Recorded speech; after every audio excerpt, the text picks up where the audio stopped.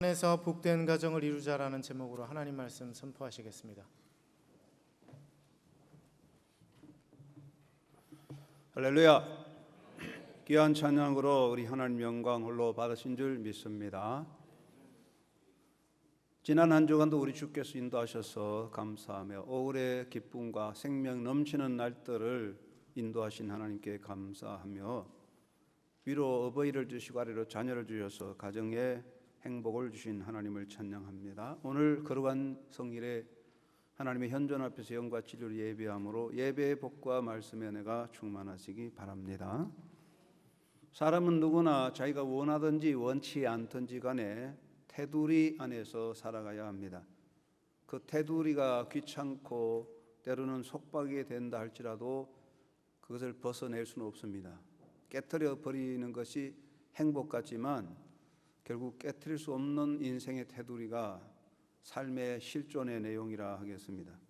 삶의 테두리는 여러 가지가 있지만 대표적인 것이 바로 가정이라 가족관계라 그렇게 볼 수 있는데, 인생의 테두리는 두 가지 면이 있습니다. 긍정적인 면과 부정적인 면이 있는데, 긍정적인 면으로 보면 인생은 이 테두리 굴레 안에서 인생과 행복과 성공적인 삶을 누리게 되는 것입니다.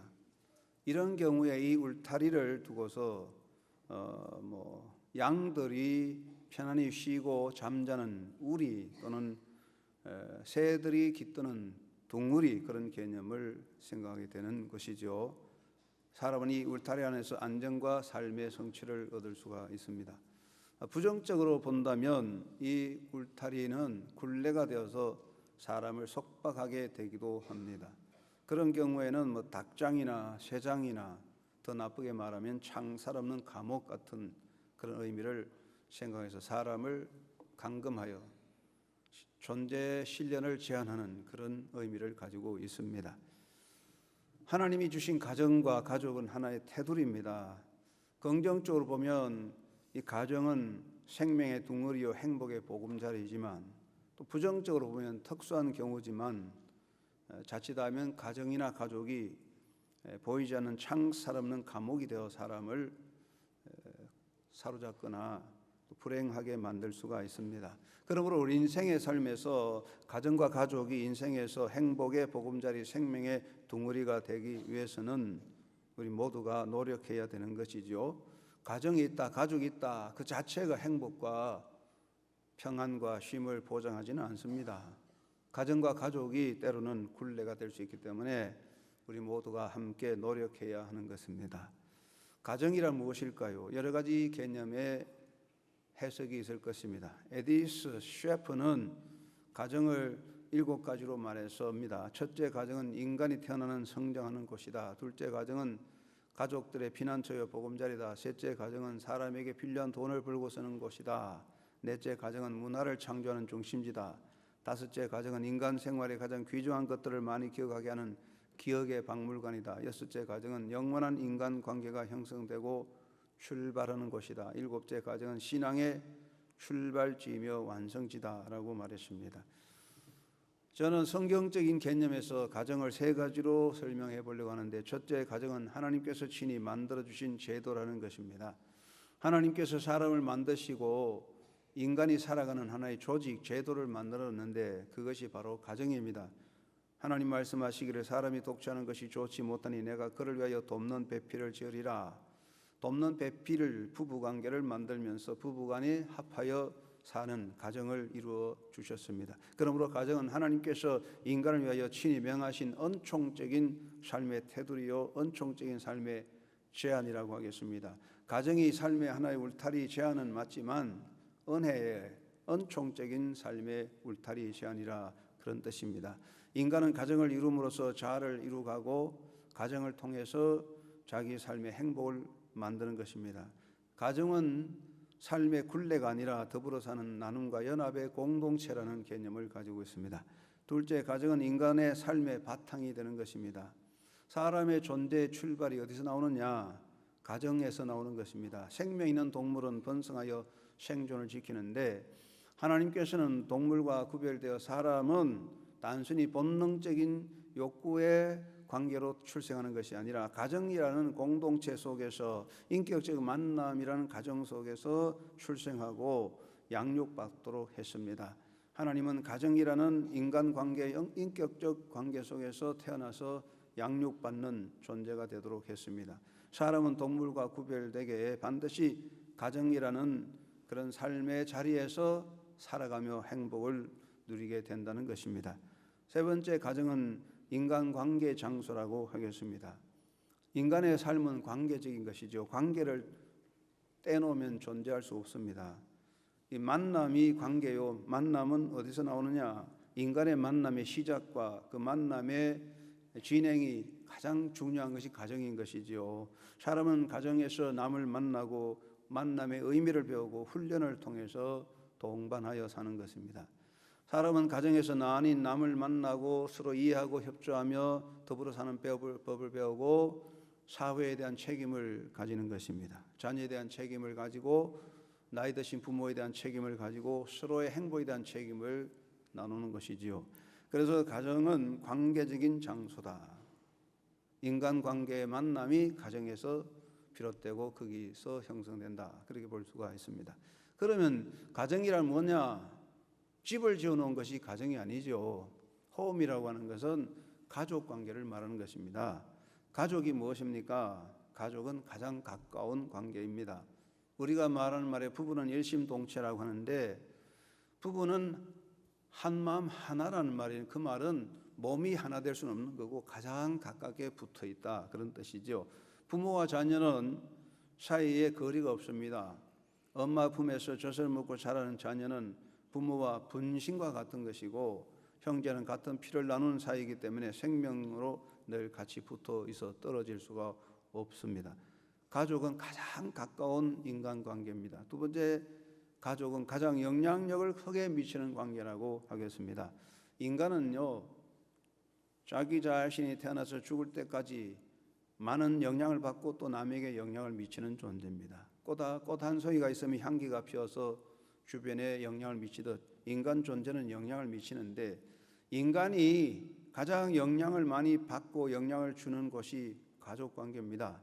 서로 사랑하며 사랑을 배우고 서로 갈등하며 인생을 배우고 서로 미워하면서 또한 인간의 삶의 괴로움도 배우고 다투면서 삶을 배워가는 것입니다. 가족관계는 가장 가까우며 가장 영향력이 강하게 미쳐지는 것입니다.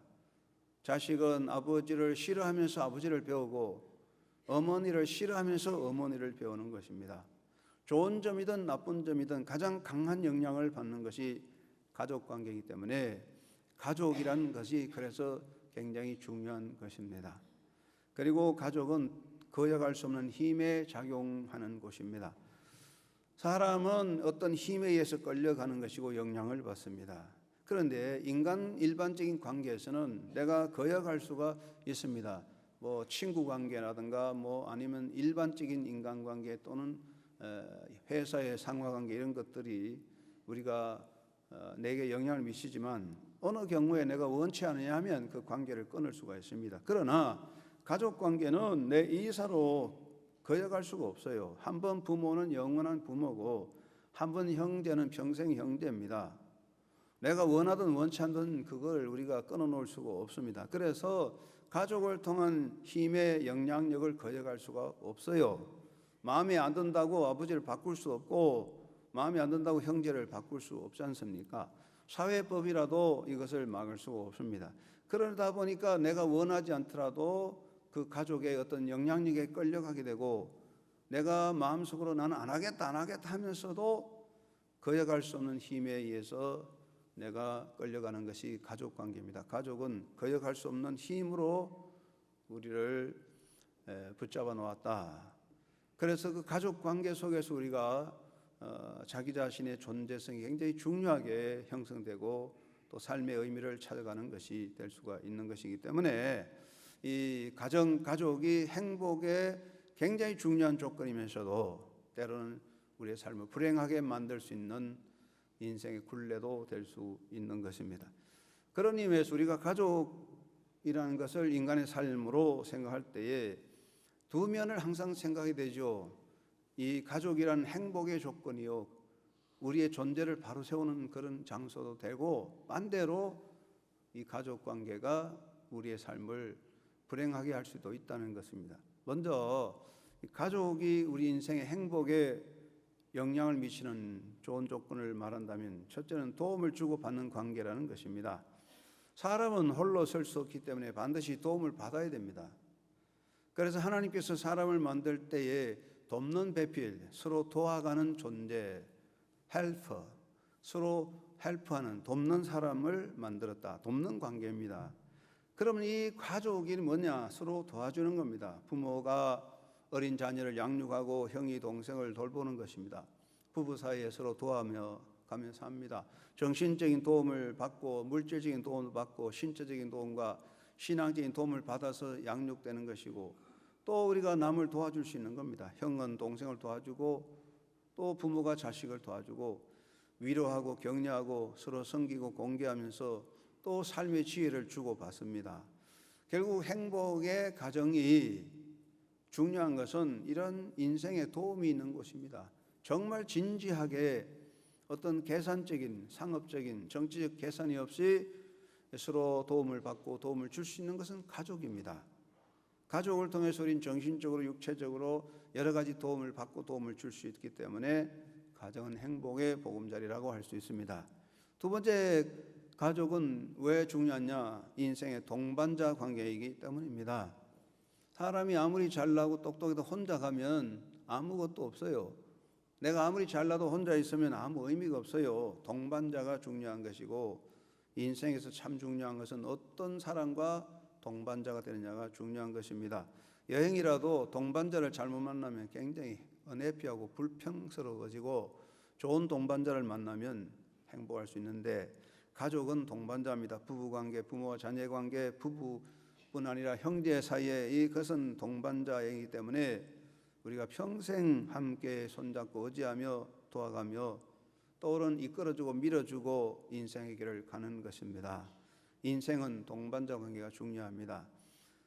1934년 캐나다 온타리오 디온이라는 가정에서 5 쌍둥이가 태어났습니다. 위로 언니, 오빠 5명이 있는데 또 5 쌍둥이가 태어났어요. 그러니까 그 당시 굉장히 세계적인 중요한 뉴스가 됐어요. 그런데 이 집안이 너무 가난해서 5 쌍둥이 다 돌보기도 어려웠습니다. 그렇지만은 그 당시 의료학계에서 연구 대상으로 삼아서 이 태어난 5 쌍둥이를 그 가족과 분리시켜서 따로 양육을 했습니다. 그러니까 이 어린아이들은 5 쌍둥이 태어나면서부터 수많은 사람의 구경꾼, 보도진, 의사, 간호사들 틈에서 자라났어요. 물론 좋은 조건과 좋은 환경에 자라났지만은 그 결과 5명 중에 2사람은 소녀 시절에 병들어 죽고 두 사람은 결혼했지만은 특이한 성격으로 적바로 곧 이혼하고 부부 생활을 할 수 없었고, 나머지 한 사람은 독신으로 살았지만 다른 이웃과 교제하지 못하고 외딴 집에서 홀로 살아야만 했던 것입니다. 어려서부터 가족과 떼어놨기 때문에 부모와 형제 간에 정이 없고 더불어 살 수 있는 훈련이 안 된 겁니다.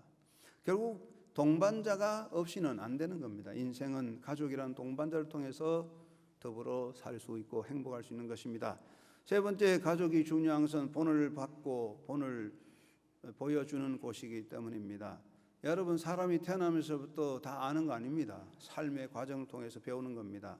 사는 법, 사랑하는 방법, 나누는 방법, 인생의 지혜, 삶의 요령도 우리가 남을 통해 배우는데 그 가장 중요한 훈련 장소가 가정이거든요. 가족을 통해서 사랑도 배우고 나눔도 배우고 인생의 요령도 배우는 겁니다.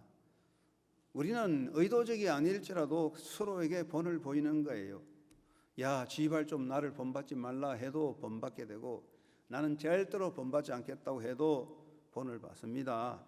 이 가족을 통해서 우리가 사랑과 나눔과 서로의 양보를 배우는 겁니다. 좋은 본을 받는 것입니다.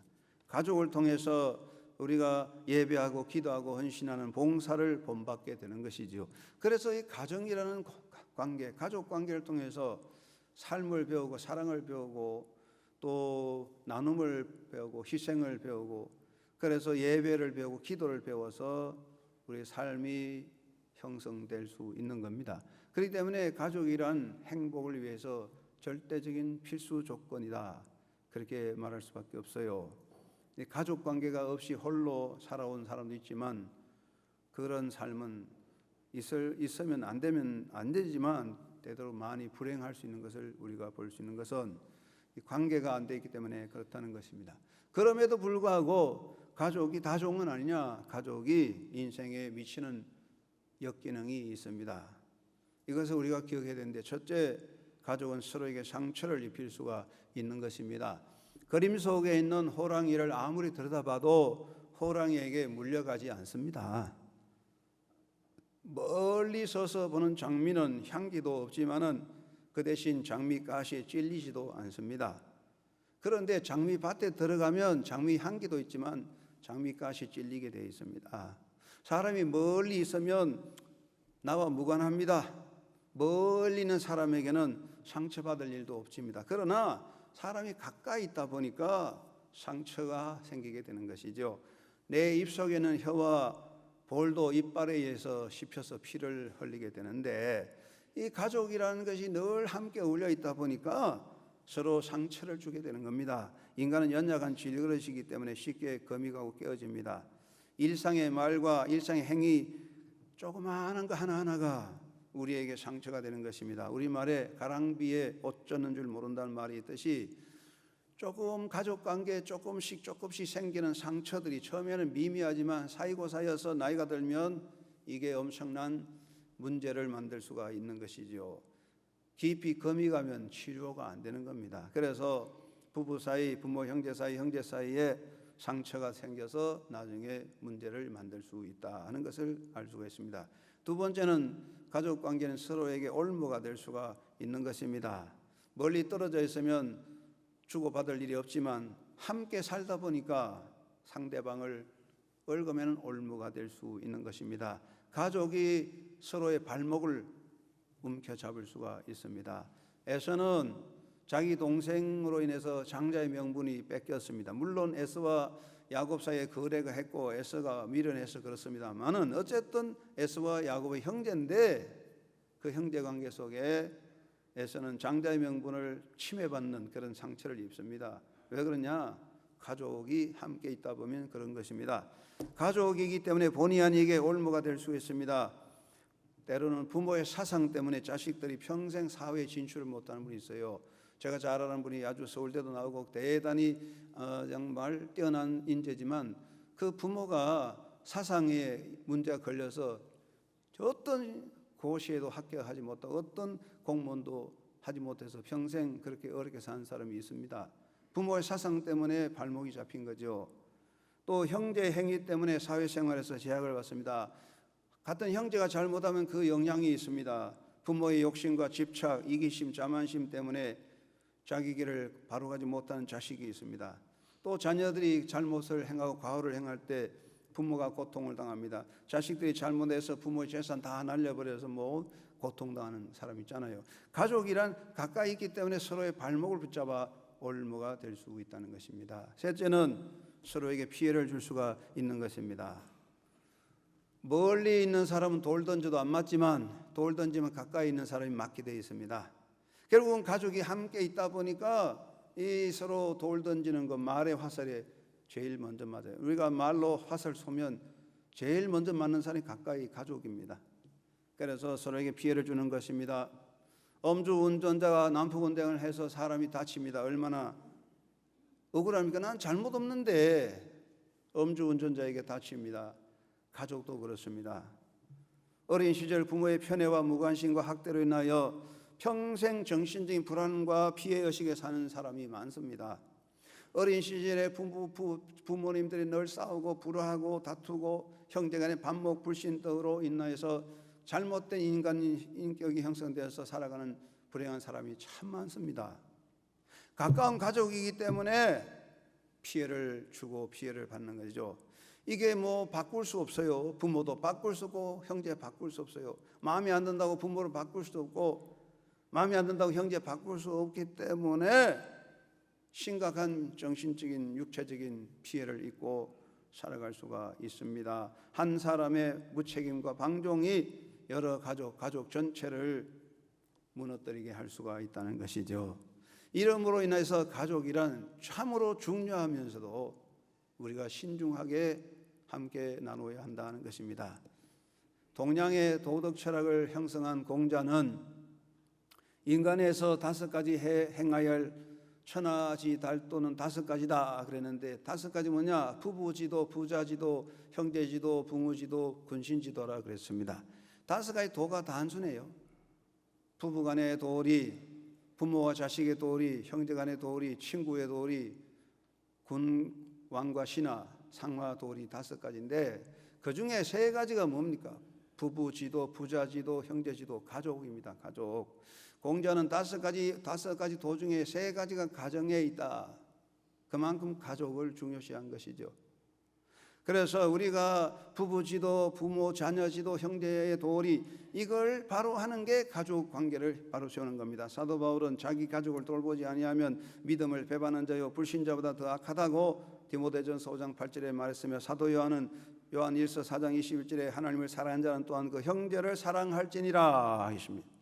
그러므로 우리가 주 안에서 올바른 가족 관계를 만들어야 되는데, 여러분 예수 안에서 믿음으로 살아서 올바른 가족 관계를 통한 행복을 가꾸는 삶이 되기를 주의 이름으로 축원합니다.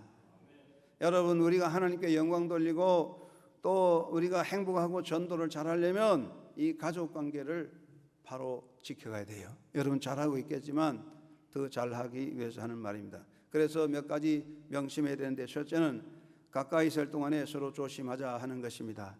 한번 따라 하시기 바랍니다. 가까이 있을 동안에 서로 조심하자.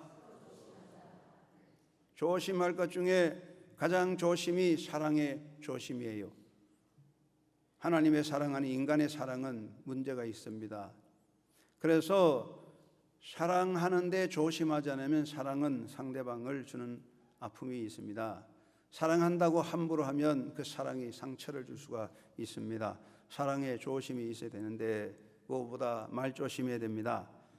가까운 사이에 말 좀 하시기 바랍니다. 가까이 있을수록 말 조심해야 됩니다.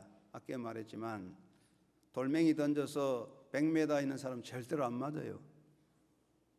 돌멩이 던져서 50m 떨어진 사람 맞추기 어려워요. 그러나 돌멩이 던져가지고 옆에 사람, 제가 돌 던지면 요게 아멘 차인데 딱 얻어맞기 좋게 돼 있어요. 가까이 있으니까. 우리가 요 가족 관계 가깝기 때문에 말의 독화살이 제일 먼저 가까운 가족에게 꽂혀가는 것입니다. 가까운 가족에 함정이 있는 것입니다. 너무 가깝고 허물이 없다 보니까 주의하지 않고 감정 조절하지 않고 화풀이 함부로 해버립니다. 화가 나면 어디 화풀이 하냐? 제일 가까운 사람에게 화살을 쏴버립니다. 이거요 되지 않습니다. 나쁜 일입니다. 왜 가까운 사람에게 화살로 화풀이 합니까? 무책임한 말을 합니다. 약속을 지킬 수 없는 말을 해버립니다. 감정적인 말, 가시돋친 말을 함부로 합니다. 이거 절대로 있어서 안 되는 일인데, 나이 든 사람들은 뭐 어쩔 수 없지만, 저같이 나이 많은 사람은 고치기 어렵지만 이 젊은 사람은 좀 조심해야 돼요. 특별히 여기 보니까 아멘 차인 데는 다 조심해야 될 사람들이에요. 아멘. 미국 캘리포니아 샌디에고의 블로드라는 유명한 식당이 있어요. 여기에 어느 날 부잣집 가정에 결혼이 있어가지고 300명의 그 사람들이 피로연을 모였습니다. 300명의 피로연이 열려서 잔치를 벌였는데, 그 파티에 신랑 신부가 앉아서 이야기하다가 두 사람이 뭔가 모르게 말다툼이 생겨 이견이 안 맞아가 서로 티격태격 했는데, 신랑이 얼마나 화가 났든지 그만 그 앞에 있는 케이크를 들어가지고 신부 얼굴에다가 때려서 얼굴에다 케이크를 쳐발랐습니다.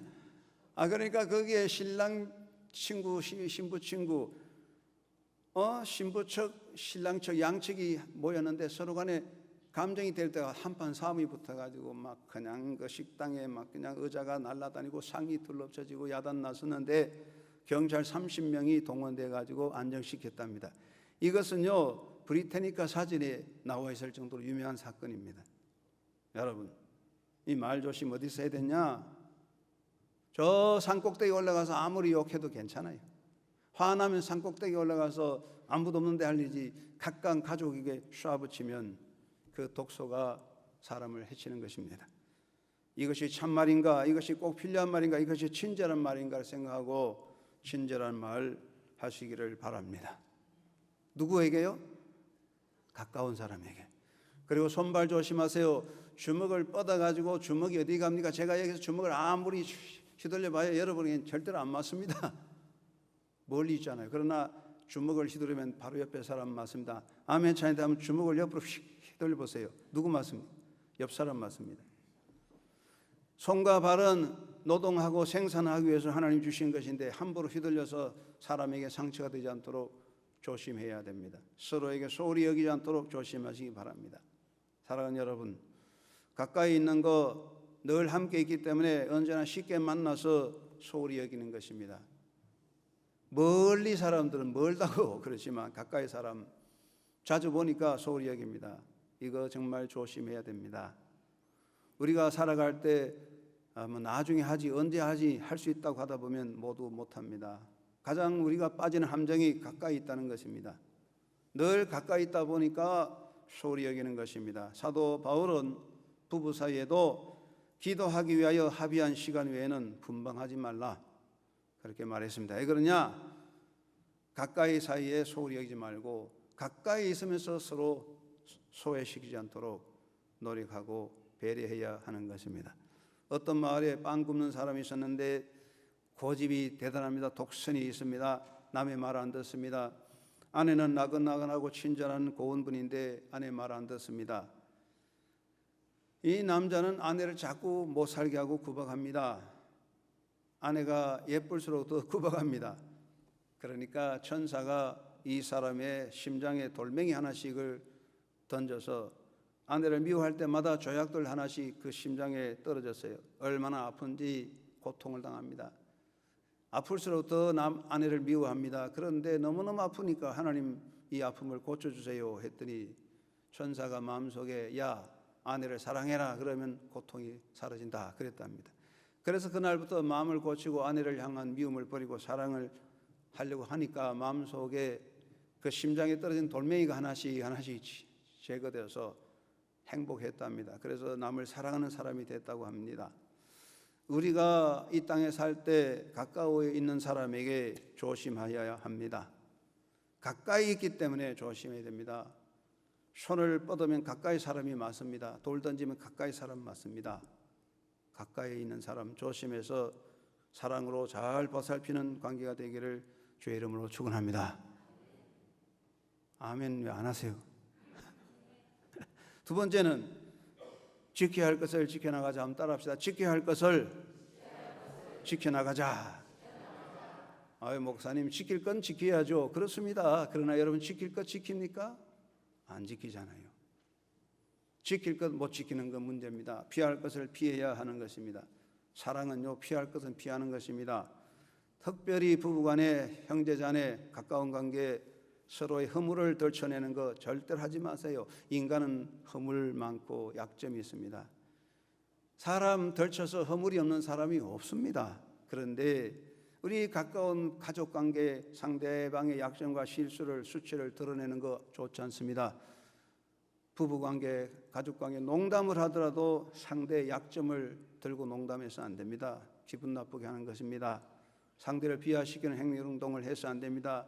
부부간에 싸움을 한참 붙으면 부부간에 싸움 한판 붙으면 약이 올라가지고 어떻게 상대방을 골탕 먹일까 하다가 집안을 들고 나와 당신 집안 꼴보니 당신 별 수 있겠냐 뭐 이런 식으로 그 집안을 덜먹이며 상대를 비하시키는 거 정말로 못되고 못된 말. 남자가 그런 말 하면 인간 남자 꼴도 안 된 인간이에요.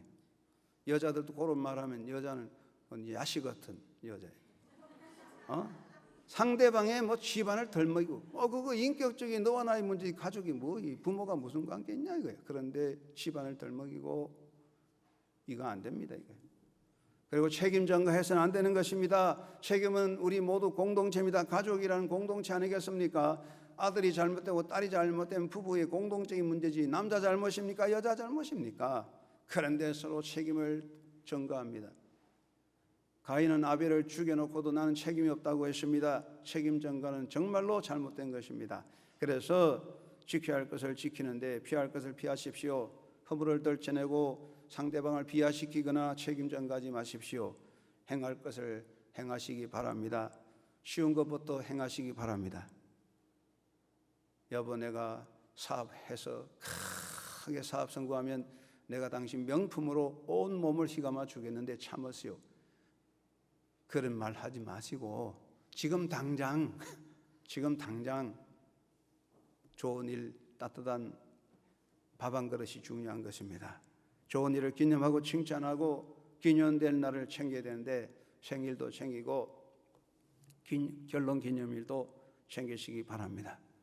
저는 결혼 기념일이 뭔지도 몰랐는데 미국 가서 목회하다 보니까 미국 사람들은 반드시 결혼 기념일 애니버서리를 꼭꼭 지키더라고요.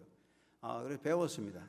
그래서 제가 한영교회 와서 교인들에게 결혼 기념일 생일 카드를 보내주면 교인들에게 목사님 제가 30년 됐는데 결혼 기념일 카드 처음 받았어요.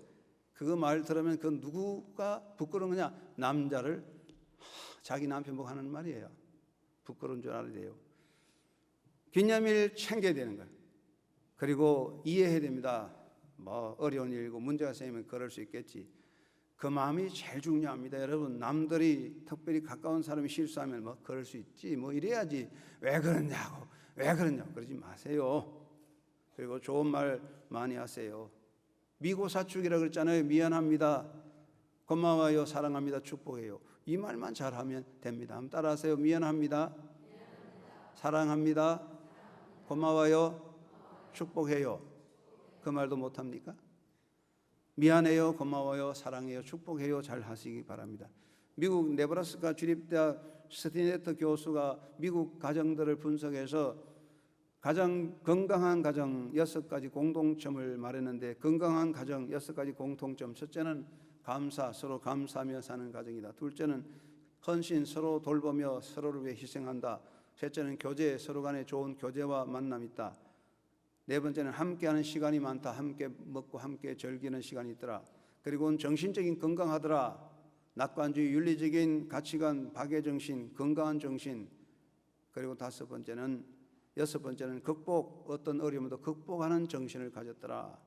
이것이 건강한 가정이라고 했는데 이건 당연한 겁니다. 감사하고 헌신하고 교제하고 함께하고 정신적 건강 극복의 능력을 가지면 누구나 그렇게 행복하겠지요.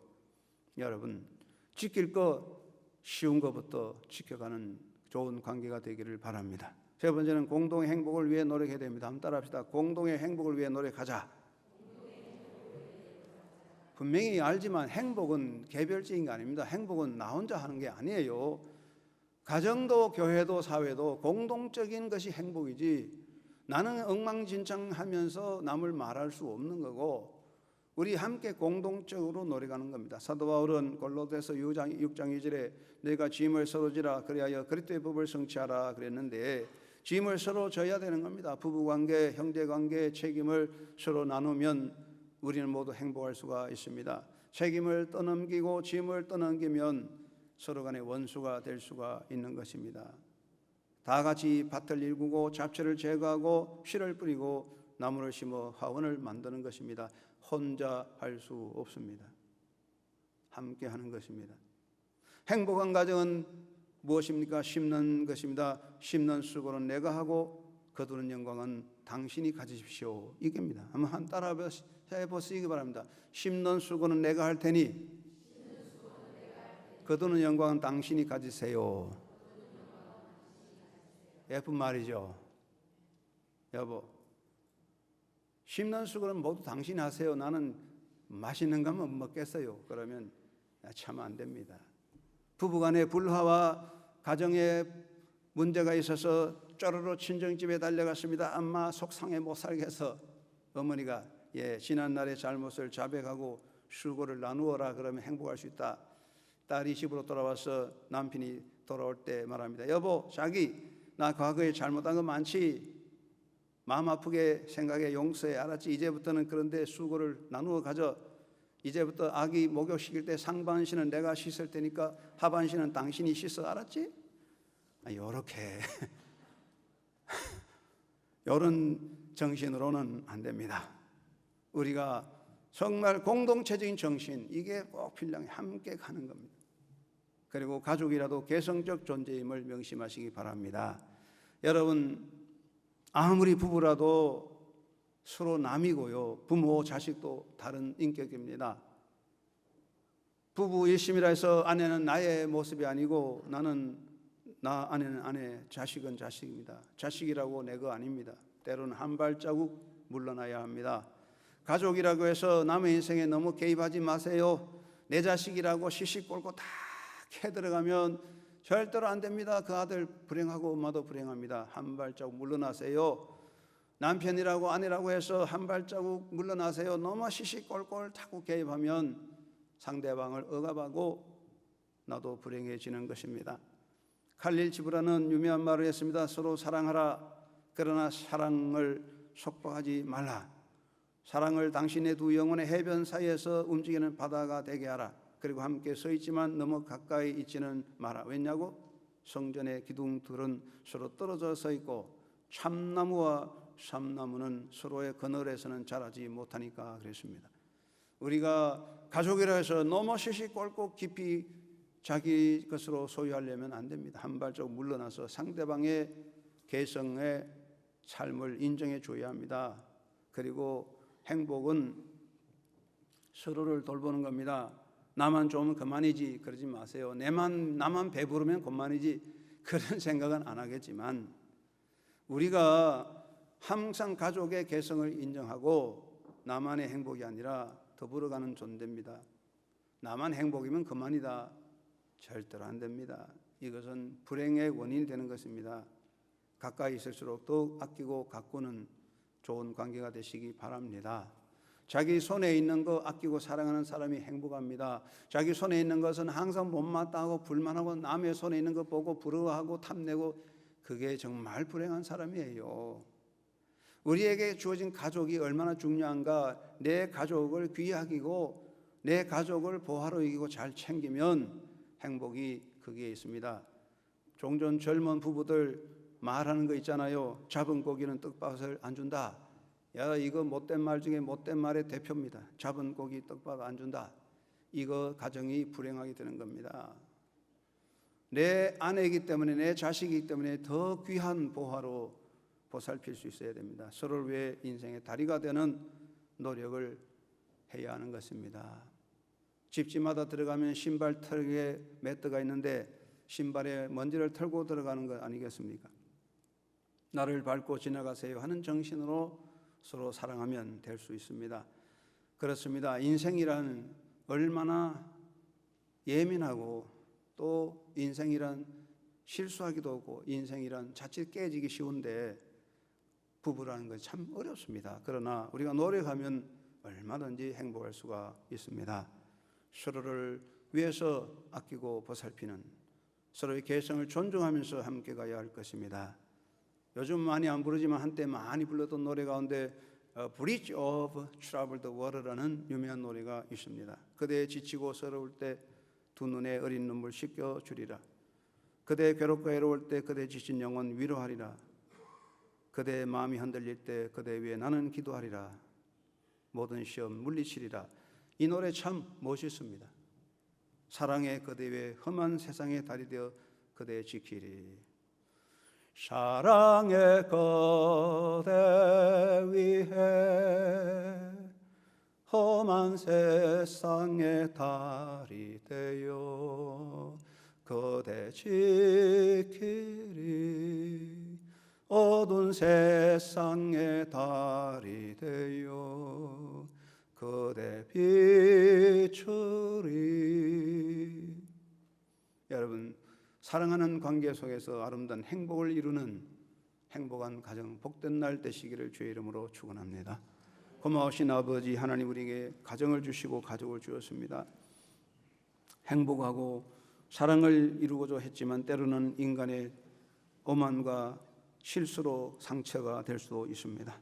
우리 모두 함께 예수님의 사랑 성령 안에서 보살핌으로 행복한 부부관계 이루어 가족을 이루어 하나님의 뜻을 이룰 수 있는 주님의 사랑이 넘치는 성령의 가정이 다 되게 하옵소서. 예수님의 이름으로 기도드리옵나이다. 아멘.